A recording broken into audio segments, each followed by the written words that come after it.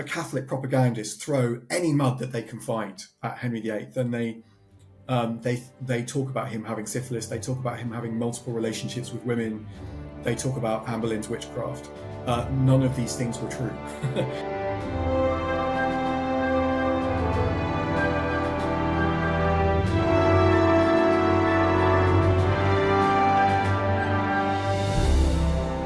Hello and welcome to another episode of History Undone Myth Busting. I'm James Hanson. Every episode we choose a moment from history or an historical figure, and I'll sit down with one of our experts to talk through some of the most common things that people get wrong. We'll also cover one or two things you may not know. Today, we're talking about probably one of the most recognisable royal figures in history, and Tudor King of England, Henry VIII. Joining me today for the first time on the channel is the historian of 16th century England at the University of York, Dr. John Cooper. John, an absolute pleasure. Welcome to History Undone Myth Busting. Hello, James. Very nice to meet you. Glad to be here. We often start when we talk about, some of these historical myths as to where they come from. I mean, Henry VIII is such a colourful character. Why do you think there are quite so many myths about him? I think Henry VIII had a huge impact in his own time, for a start. So things that remain important today, like our constitutional alignments, the relationship between Crown and Parliament, relationship between various component bits of the British Isles, all of those things in some way can be traced back to Henry VIII's reign. But I don't think that's a sufficient explanation. I think it just comes down to the fact that this is an extraordinarily vivid and graphic and even lurid piece of history. I mean, Henry appears as both a hero and a tyrant to different sorts of people. So if you're a Catholic, you're likely to remember him as a tyrant. If you're interested in the history of the Royal Navy, you're likely to remember him as some kind of hero who sort of, created English power for the future. But also, if we look around ourselves, we see a lot of traces of Henry VIII in the landscape still. I mean, I live in Yorkshire, and scattered all across the Yorkshire landscape are abbeys and monasteries that Henry VIII knocked down. We take our kids there on a Sunday afternoon to ramble around these romantic ruins. But in terms of the English landscape, Henry VIII has a phenomenal impact, I think. But it's also those stories. He had 6 wives, for heaven's sake. And it's the colour and it's the imagery and it's the propaganda. Ultimately, I think Henry VIII is one of the first English monarchs that we've really got a sense of his sort of appearance and his physical size, because there are so many portraits of him, and we have his armour. We know his vital statistics. We know that he was a giant of a man, for instance. He stood a head taller than anybody else around him at the royal court. So we've got all those sort of physical details of this man. And then there's his, psychology, which a lot of historians have spent a lot of time trying to understand and still haven't come up with, very clear answers on that. So there's still a lot of speculation. There's a lot we can still find out about Henry VIII, I think. Yeah, and those legends about his voracious appetite, both when it comes to food and other things, we'll come on to in due course, John. We should mention you're one of the lead historians on the Henry on Tour project. Just tell us a bit about this. Yeah, this is a great project. So this is a collaboration between Historic Royal Palaces, which is the organisation that looks after Hampton Court and the Tower of London and Kensington Palace, and the University of York, and also Newcastle University. And it's a 3-year research project bringing a team of historians and archaeologists and experts in music and performance from the 16th century to come together to study Henry VIII, but specifically to study royal progresses, to study Henry VIII on the move. And this is something that hasn't really been done before, because we tend to think of Henry as being static in his royal palaces. And in fact, most monarchs of this period, they were constantly moving from one place to another. But we've also had the opportunity to go into schools, to talk to school children about the Tudors and about Henry VIII, and pick up some really fascinating and bizarre myths about Henry VIII that 8-year-olds and 13-year-olds are picking up. Well, John, let's get into the myth busting. We've got 5 Henry VIII myths that we're hopefully going to try and dispel over the next half an hour or so. Let's begin with the first one, which relates to this very famous rhyme, I was taught it at school. Lots of people will have been taught it about his 6 wives, divorced, beheaded, died, divorced, beheaded, survived. But actually, that's wrong, because he didn't technically divorce Catherine of Aragon. Tell us about this. Yeah, this might sound like rather an overly clever academic abstruse point. So it wasn't technically a divorce, it was an annulment. And we don't really talk about annulment of marriages very much anymore, unless you're a practicing Catholic. It's not something that would really matter to you. But it's hugely important at the time. And it gives us a different perspective on Henry VIII. Henry VIII does not simply tire of Catherine of Aragon and see Anne Boleyn and think, gosh, she's going to make a much better wife for me than Catherine of Aragon ever did, and divorce one and marry the other.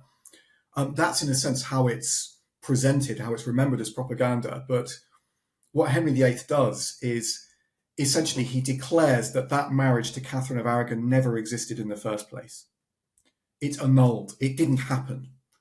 And this, of course, Catherine vigorously disputes, and she proves to be a brilliant courtroom lawyer in her own defense, and she has a lot of people on her side as well. But it's very important for Henry to establish that this is an annulment and not a divorce, because he needs to marry, as he sees it, for the first time in order to settle the succession. Now, the succession today would be settled because there was already a royal child. There was a princess, Princess Mary. But until very, very recently, only in the last few years, actually, male children take absolute precedence over female children in the royal line. That's only been changed in the British royal family in the last few years. And it's essential for Henry to have a boy child, to have a son. And by the mid-1520s, it's clear that Catherine isn't going to be having any more children, and the marriage is completely broken down. But Henry, in some ways, he's actually, it's difficult to explain. He's a deeply religious man, actually, which I think is one of the myths that we're going to come on to. He can't simply divorce his way out of this problem. He's got to come to the belief that marriage to Catherine of Aragon never existed in the first place.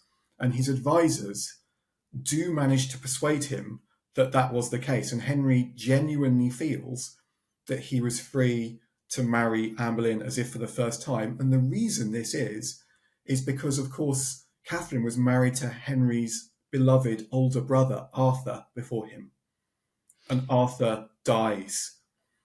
And there is a huge dispute over whether that marriage was ever consummated between Catherine and Arthur.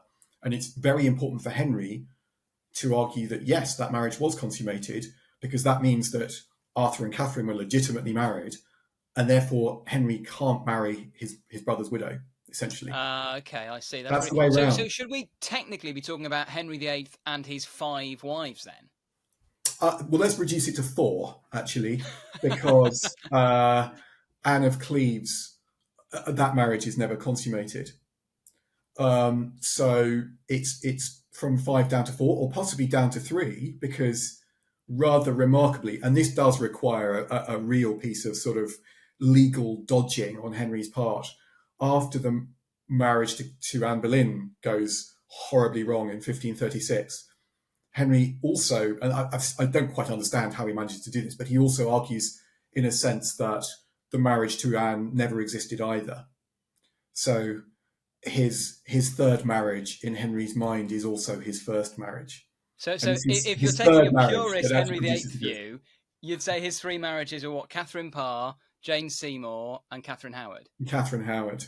Yeah, I mean, I'm not. I don't have a dog in that fight. I think I'm not going to say whether it's 4, 5, or 6 wives. And you're absolutely right. You learned the same rhyme that I did as a boy: divorced, beheaded, died; divorced, beheaded, survived.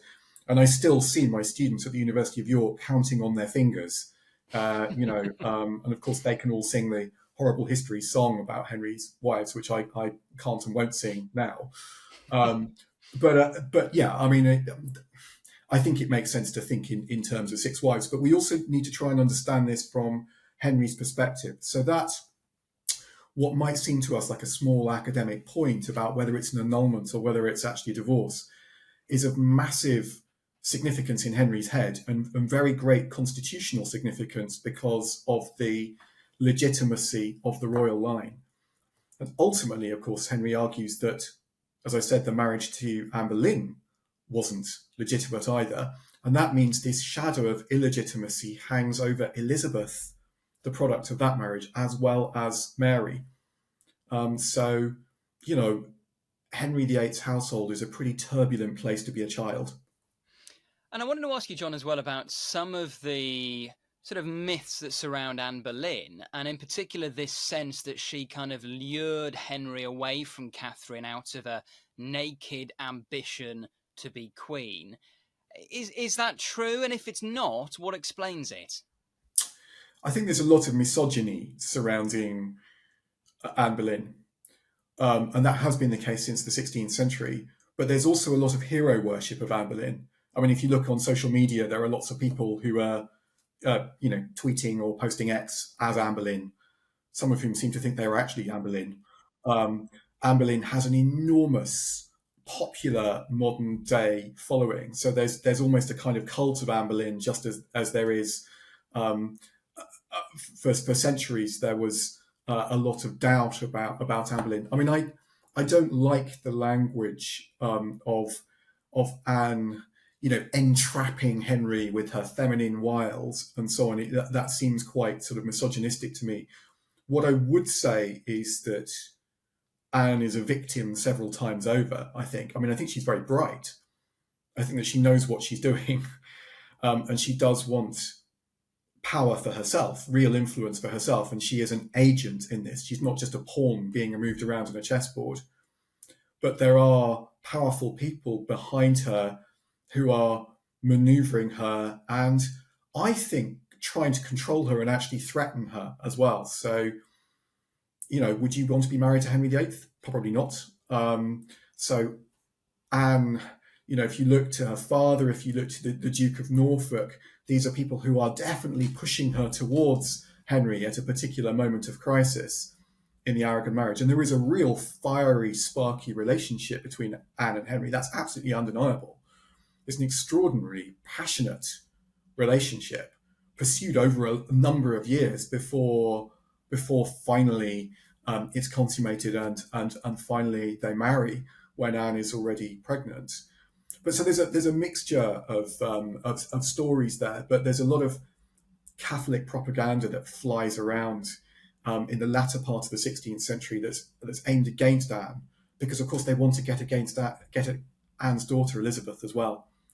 And so that's all this nonsense about Anne being accused of witchcraft and Anne having an extra finger and Anne being actually hideously ugly and using some form of sort of love potion or some form of witchcraft on Henry to entrap him. So, those stories are really interesting because some of those stories are flying around in the 16th century. It's part of the actual Tudor story. It's not just modern propaganda. Yeah. Well, let's come on to myth number 2, and this is another big one. This is about why Henry VIII established the Church of England, why he moved us away from the Catholic Church. I suppose the notion a lot of people would have would be this relates to his breakup from Catherine, that in order to be allowed to marry Anne Boleyn, he had to move away from Catholicism. What is the truth, John? Well, you need to distinguish two things, and a lot of the history books that you might read at school or at university are actually getting quite good at distinguishing between two things. So there's the break from Rome, and then there's the actual Reformation. And again, that might sound like an academic distinction, but let me talk you through that. So the break from Rome is Henry breaking the English Church away from the Catholic Church in terms of its allegiance to the Pope. And that he has to do because he can't get the Boleyn marriage legitimized.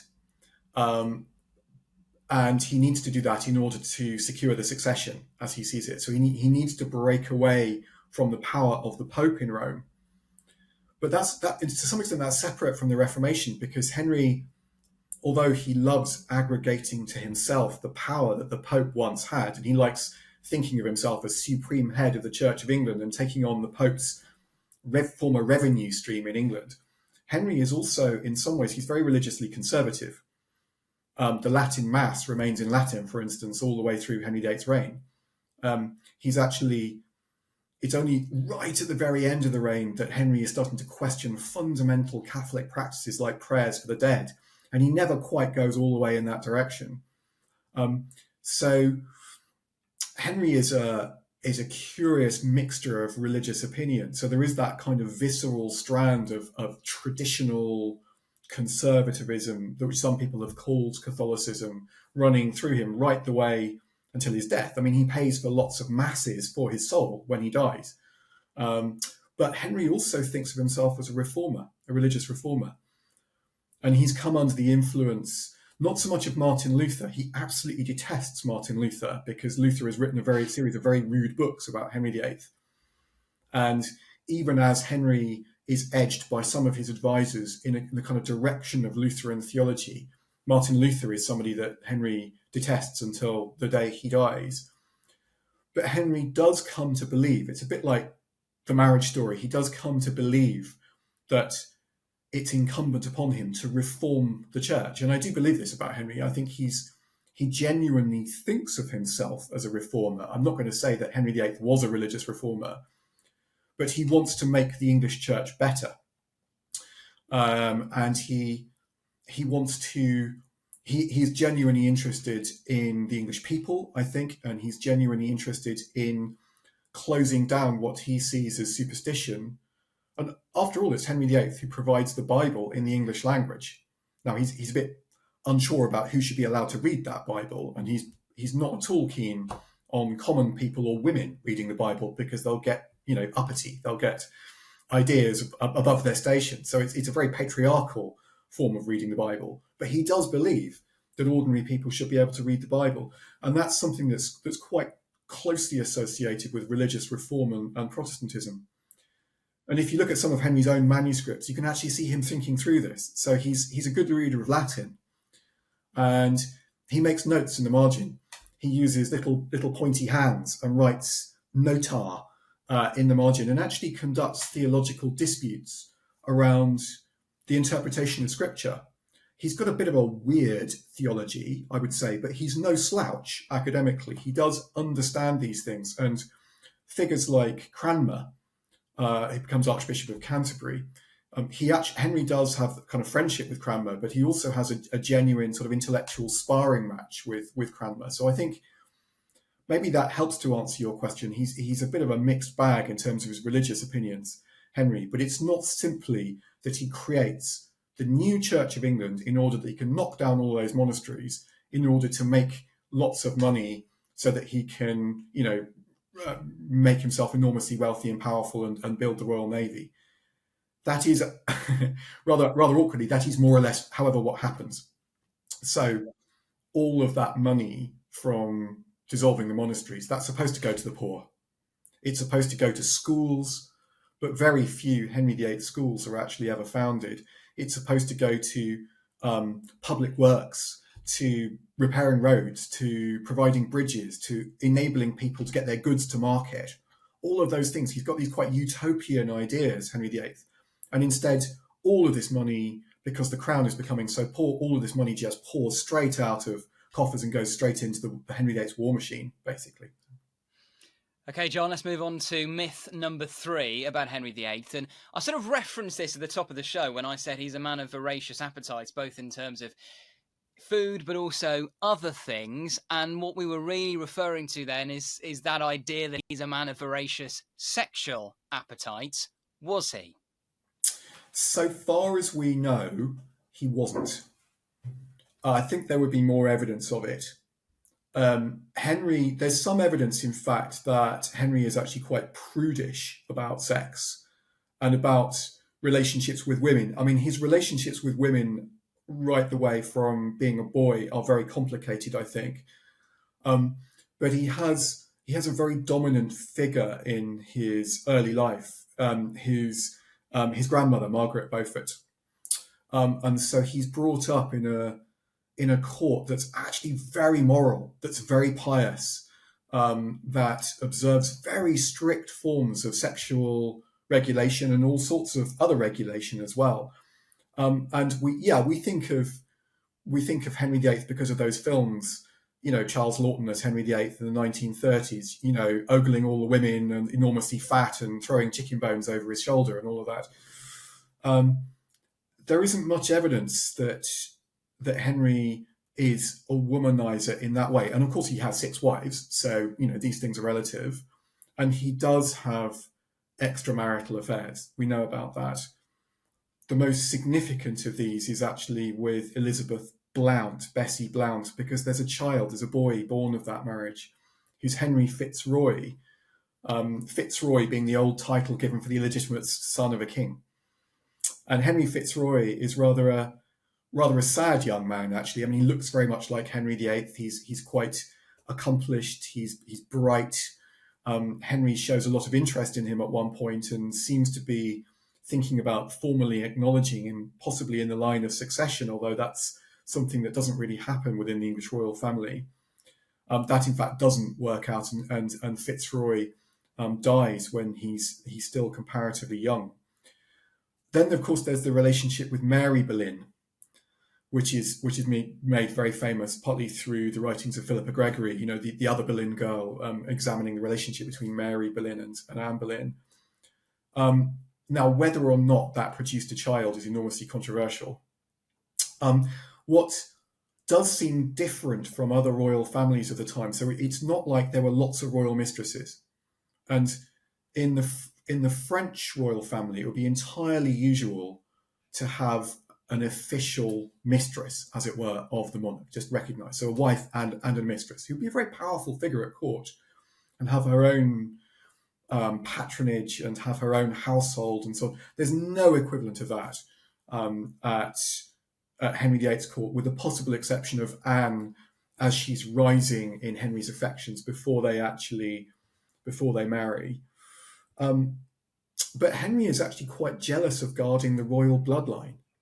So if he had affairs with lots of women, there could be lots of illegitimate children around. And the last thing that Henry wants to do is to return to a situation in which the crown comes in question.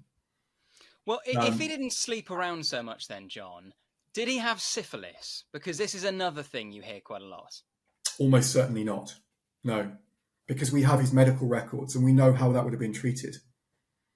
So we have some of the medical records of William Butts and John Chamber, who are his 2 physicians. And we know, syphilis is increasingly a problem in 16th century society. It's a very notorious disease. We know how they would have tried to treat it. They would have tried to treat it with mercury, which probably does you as much damage as the syphilis does, to be honest.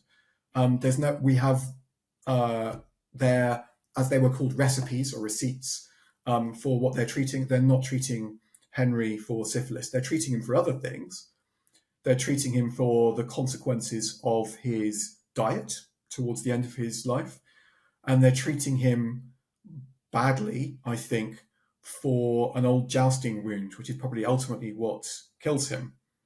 But I don't think there's any convincing evidence that he suffered from venereal disease. No, again, it's all part of it, but it's an interesting story, isn't it? And it's a very early story. Well, it sort of plays into that wider narrative of him being a kind of a playboy king with his many wives and his big appetites and his, you can see where it comes from, but it is very much a myth. But it's the really interesting thing is it's not just a modern myth. It's actually a later 16th century myth. So it's still a Tudor story in a sense, but it's part of that Catholic fight back against Henry VIII and against Anne Boleyn, that a Catholic propagandists throw any mud that they can find at Henry VIII, and they talk about him having syphilis. They talk about him having multiple relationships with women. They talk about Anne Boleyn's witchcraft. None of these things were true, but they are very powerful rumors. They're very powerful myths at the time in the 16th century that help to form political alliances and political allegiances in the 16th century itself. This isn't just stuff that we know about or that we might pick up on social media. Some of this stuff was propagated and believed as propaganda in the 16th century. And that is one of the most interesting things we've picked up on so far since we've been doing myth busting, how some of these myths start very, very early on and they can rumble on for centuries and are still heard to this day. Let's move on to myth number 4, John. Famously, Henry VIII founded the Royal Navy, but was he a good military leader for England? Gosh, Henry VIII is military leader. Certainly he thought he was. He really loves that role of military leader. It's one of the things he thinks he's for as a king. And to do him credit, I suppose, as a military leader, he's brave and he's smart and he's capable. He's not allowed to get particularly close to the fighting. So when in France in the 1510s, Henry is desperate to get into the action. He's desperate to ride into battle, like his father has done, like all his great predecessors have done, like Edward III has done, like Edward I has done, or particularly the person on whom he models himself most clearly, King Henry V. Henry VIII and Henry V, there's that close relationship with fighting in France, but Henry V was a far more successful military leader than Henry VIII was. And it's partly because of the nature of warfare by the early 16th century that it's not being fought with cavalry charges anymore. It's being fought with guns.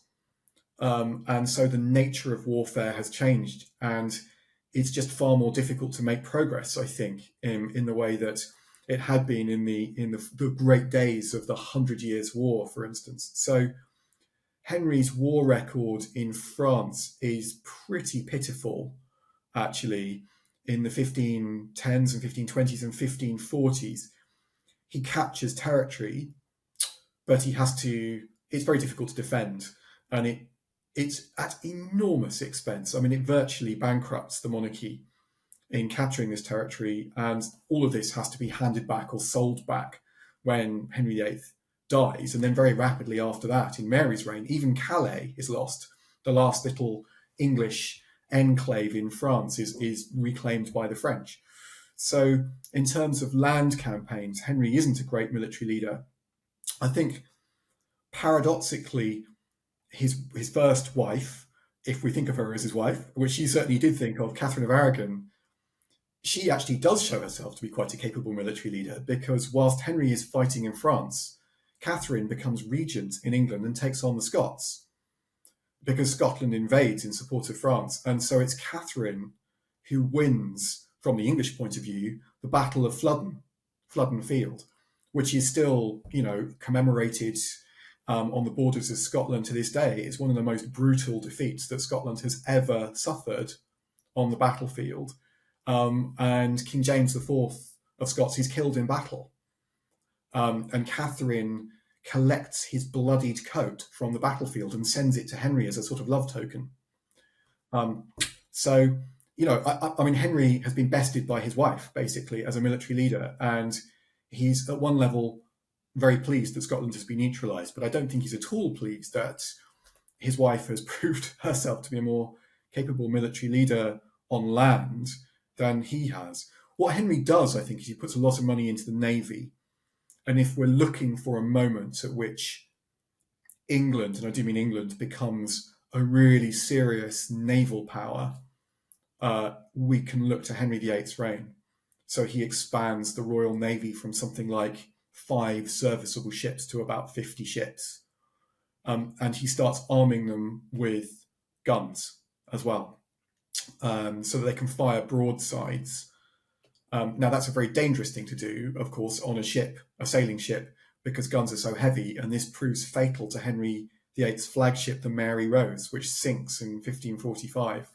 So, although Henry VIII builds up this amazing navy and constructs a sort of a navy board as well, so to supply the navy and actually keep the men and keep the armaments moving to the navy, that's as much of an achievement, to be honest, as actually the naval architecture of the ships themselves. Although he does that, he suffers the dreadful ignominy of seeing his flagship, the Mary Rose, sink in front of his eyes. And he does watch the Mary Rose go down, and the master of the Mary Rose, his wife is standing next to Henry as the ship sinks, and she faints into his arms, famously. Wow, 4 myths down, 1 to go. Let's move on to myth number 5. I'm loving these, John. This is a big one as well because often he is seen as one of the most powerful monarchs in history. Is that true? Certainly, this is how Henry is remembered. That he is one of the most powerful monarchs. It's his size, it's his bulk, it's him declaring himself supreme head of the Church of England, breaking away from Rome, building up the navy. His very aggressive attitude towards the church. He appears to be the very epitome of a strong, even a tyrannically strong ruler. But there's a kind of counter interpretation in professional history that actually looks at Henry as he exists right at the core of government, and actually looks at him as being far less decisive and far less effective a figure as we might think. So we need, whenever you think about monarchy, monarchy is a collective enterprise. So there's the king, but there's also all of the ministers around the king, and figures, particularly famously in Henry VIII's reign, figures like Thomas More, but Thomas Cromwell, Henry VIII's great minister, and figures like Archbishop of Cranmer as well. And an enormous amount of historical effort has gone into kind of tracing the power bases of these people. And at its most extreme, that line of interpretation actually thinks of Henry as being quite indecisive and being pushed hither and thither by different factional groupings at court. Now, this is an argument in the history as old as I am, actually, believe it or not. I mean, this is the history that I learned about when I was studying my Tudor history A-levels, as to whether Henry was a powerful ruler dominating everybody or whether he was pushed around. That's never been fully resolved.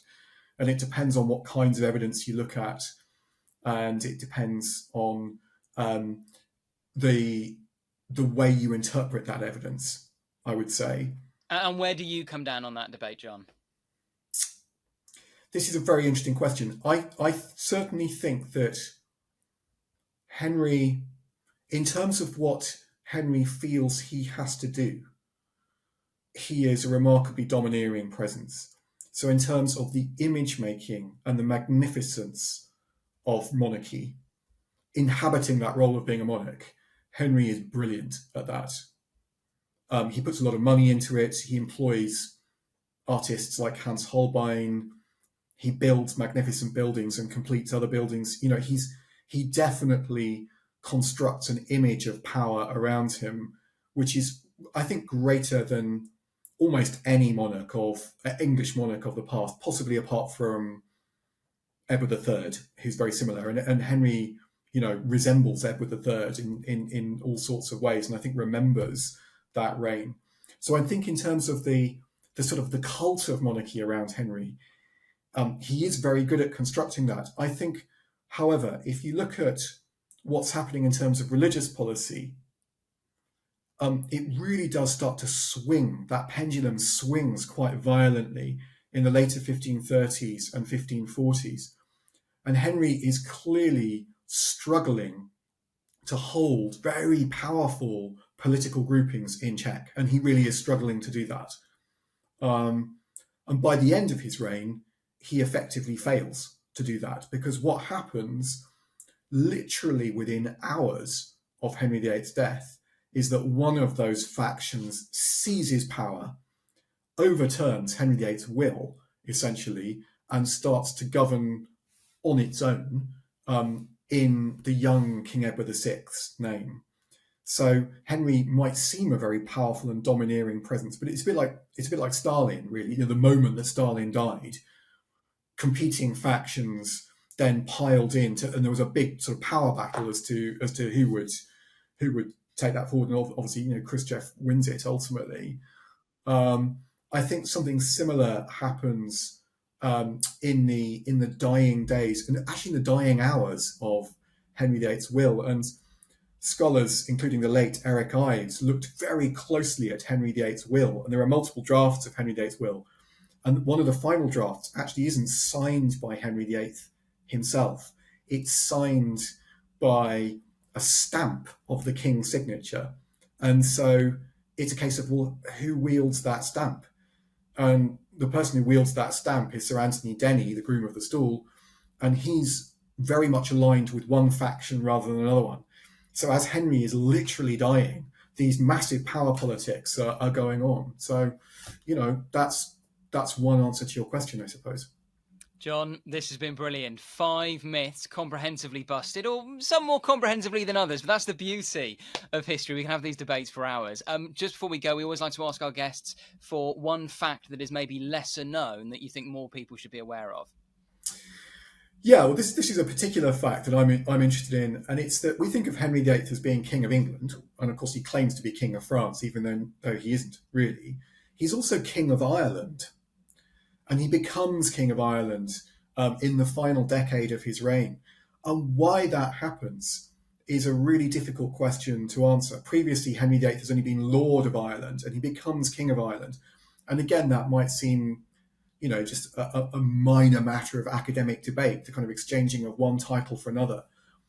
But it becomes enormously important, actually, because that, as I'm going to argue, I think, in probably the next book that I'm hoping to publish after the one I'm about to publish, that begins a new and exceptionally bloody phase in the relationship between England and Ireland as sister kingdoms.